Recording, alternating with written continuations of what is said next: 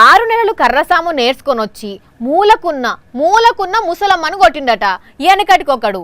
ఏపీలో కొంతమంది పోలీసులు సుత అట్లనే తయారైనరు. జనాలను పీక్క తింటున్న దొంగలు లంగలు లతకొరగాలను పట్టుకునే పని పక్కకు పెట్టి పోలీసులు సుత జనాల మీదనే రుబాబు చూపెడుతున్నారు. అదేందు సారు అని అడిగితే మీద పడి కొట్టినంత పని చేస్తున్నారు.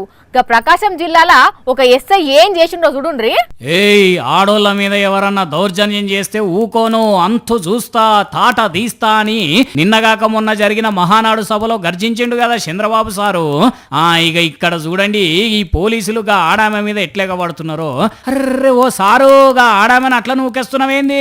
ఏం తప్పు చేసిందామే? వాళ్ళ ఇంట్లోకి వచ్చిందే కాకుండా ఆడామెను అవతలకు నూకేసి ఇంట్లో ఉన్న వాళ్ళని బెదిరించి ఇల్లంతా సెర్చ్ చేసిండ్రు. మరింతకాలు చేసిన నేరం ఏందయ్యా అంటే ఏం లేదు, వాళ్ళ కిరాణం షాప్ ముందు సీసీ కెమెరాలు పెట్టుకునుడే తప్పైంది. ప్రకాశం జిల్లా కొండపి మండలం జూళ్లపాలెం ఏరియాలో వారం దినాల కింద దొంగతనం జరిగిందట.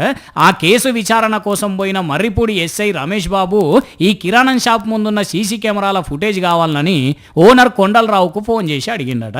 సార్, నేను పని మీద వేరే ఊరికి వచ్చిన, సాయంత్రం రాగానే ఫుటేజ్ అంతా ఒక పెన్ డ్రైవ్ లకు ఎక్కించి నేనే తీసుకొచ్చి స్టేషన్లు ఇస్తా సార్ అని మర్యాదగా చెప్పిండట కొండలరావు. చల్, నాకు ఇప్పుడే కావాలే అనుకుంటా షాపులకు చొచ్చుకపోయి అడ్డం వచ్చిన ఆడామని ఇట్లా నెట్టేసి CC camera, hard disk, pen drive, cell ఫోన్లు తీసుకుపోయినరట. ఇదేమన్నాలా ముల్లా, గింత ఘోరమా?